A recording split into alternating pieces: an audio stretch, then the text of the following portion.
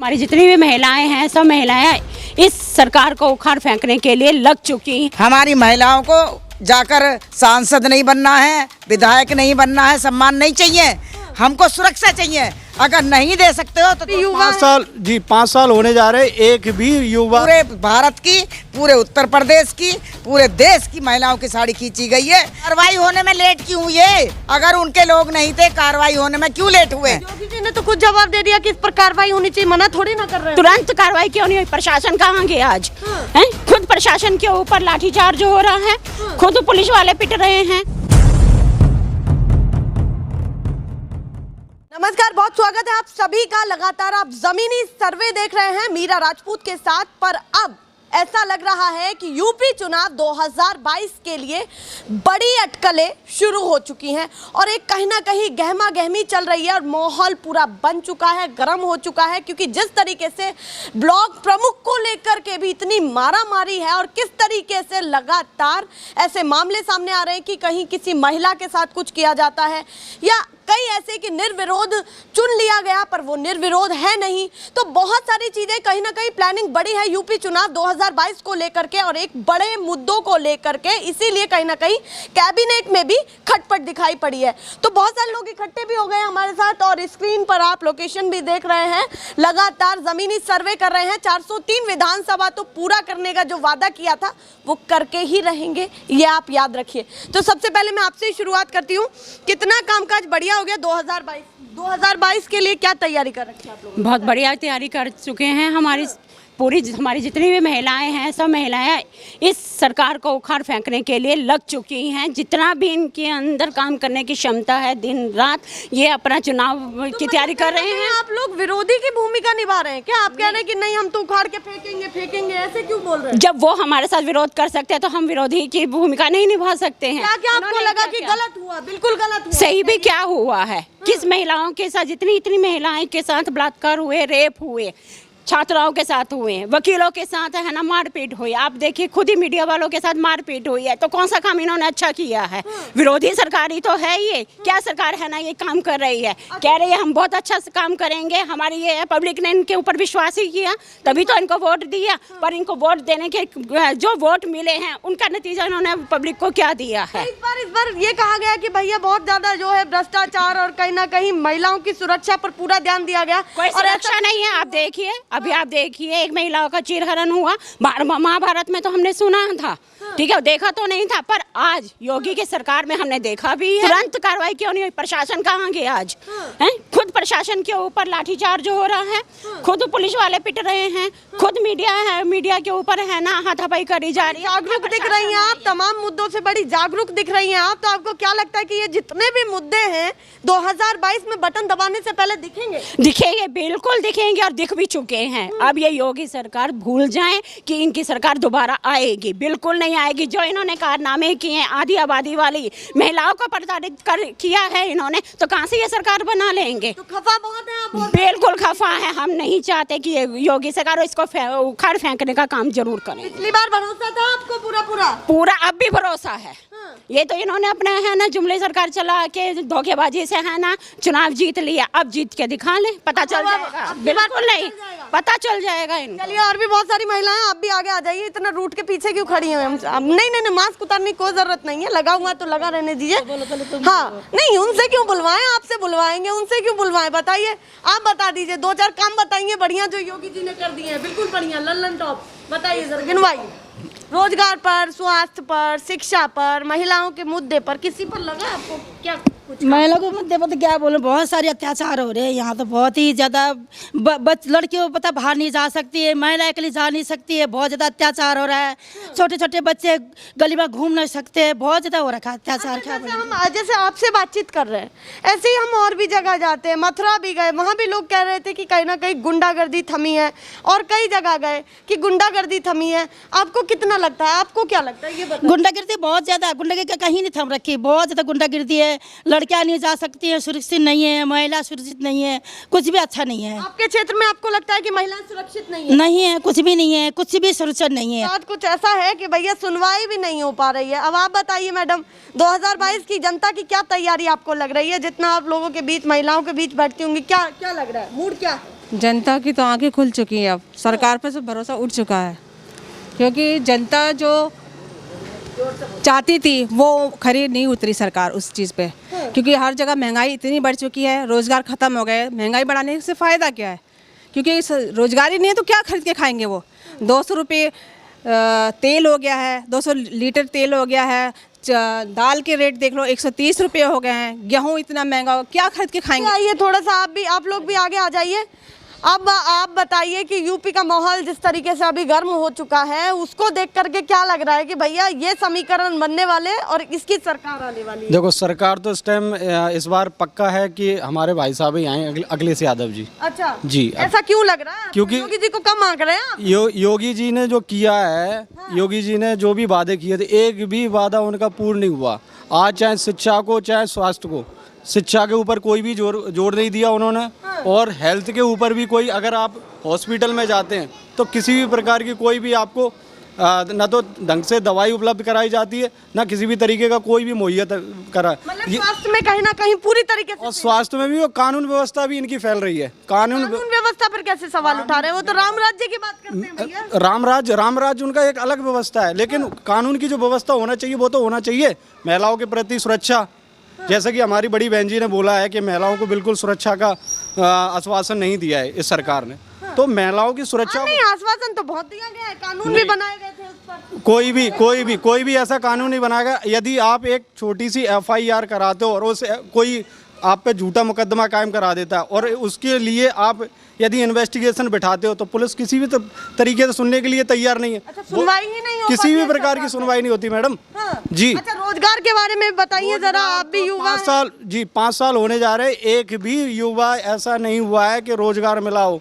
एक भी युवा को रोजगार मुहैया नहीं कराया है सरकार। करोड़ों के रोजगार की बात हुई थी कि बिल्कुल हुई थी, लेकिन आज की डेट में सभी युवा जितने भी हमारे, सभी परेशान हैं रोजगार को लेके, और महंगाई का भत्ता इतना ज़्यादा बढ़ चुका है कि सारे युवा क्या, सारी बहनें, महिलाएं, जितनी भी उनकी पूंजी जमा राशि थी, वो भी बेचारी बहुत परेशान है। आपने कहा कि देखिए भैया जी आएंगे इस बार, भैया जी के चांसेस लग रहे हैं, तो भैया जी को तो खुद कह दिया गया है कि भैया कहीं ना कहीं उनके राज में गुंडागर्दी होती है, खूब होती है।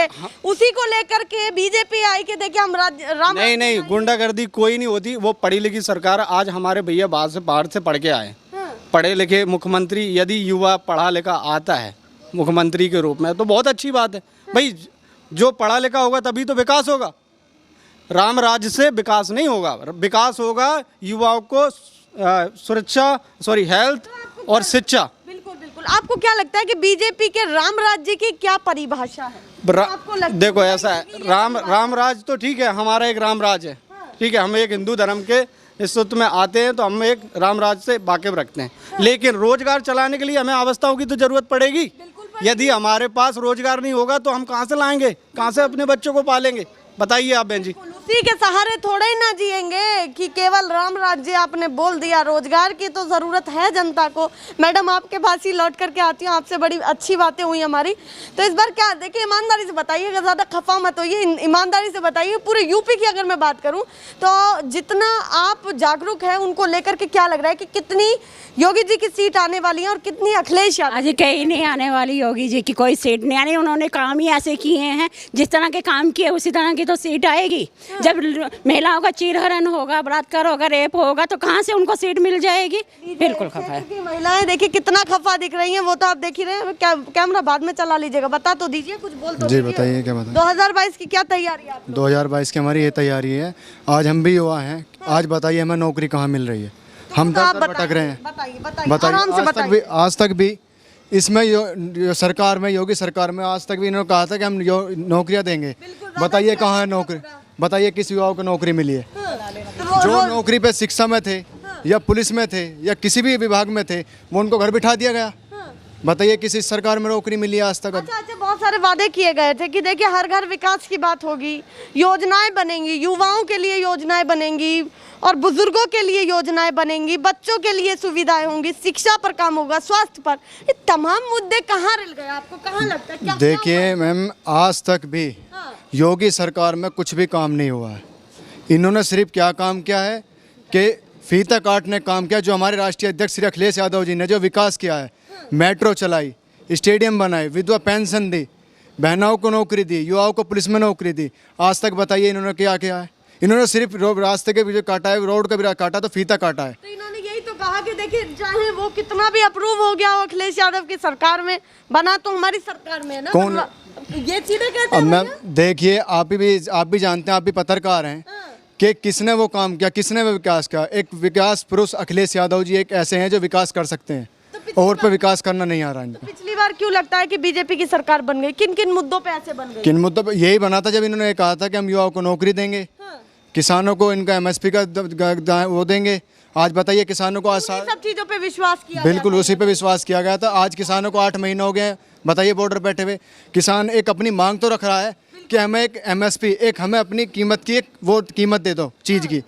अब सरकार तो खरीद रही है 1100 रुपये कुंटल और बेच रही है उसको 1900 रुपये कुंटल। मिनिमम सपोर्ट प्राइस होना चाहिए। मिनिमम, अभी हम एक माचिस खरीद के लाते हैं तो वो 1 रुपये की माचिस है, 1 रुपये की माचिस है।